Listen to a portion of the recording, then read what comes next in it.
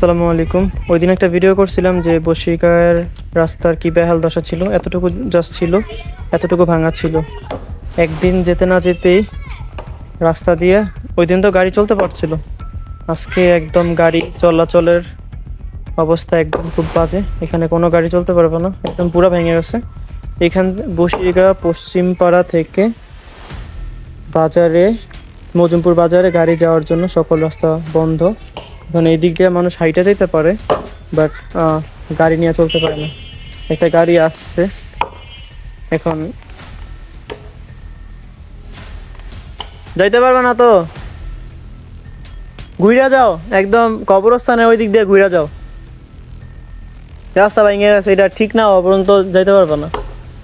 যে একজন ব্যবসায়ী যাইতে পারলো না এদিক দিয়ে, রাস্তাটা ভাঙার কারণে।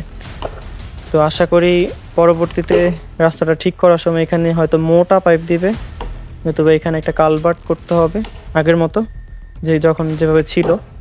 তো তাহলে এখান থেকে অনায়াসে পানিগুলো এই দিক দিয়ে খালের মধ্যে প্রবাহিত হবে। যে গাড়ি একটার পর একটা আসতেছে, কিন্তু যাইতে পারতেছে না। মেবি একটা সিএনজি আসতেছে, সিএনজি আসলো ওই পাশে। তো এই হচ্ছে বাজে অবস্থা। এটা যত দ্রুত সম্ভব এই রাস্তাটা মেরামতের আহ্বান জানাচ্ছি। রাস্তা ভাঙা, এখানে অন্য দিক দিয়ে যান, ওই দিক দিয়ে ঘুরে যান, কবরস্থান দিয়ে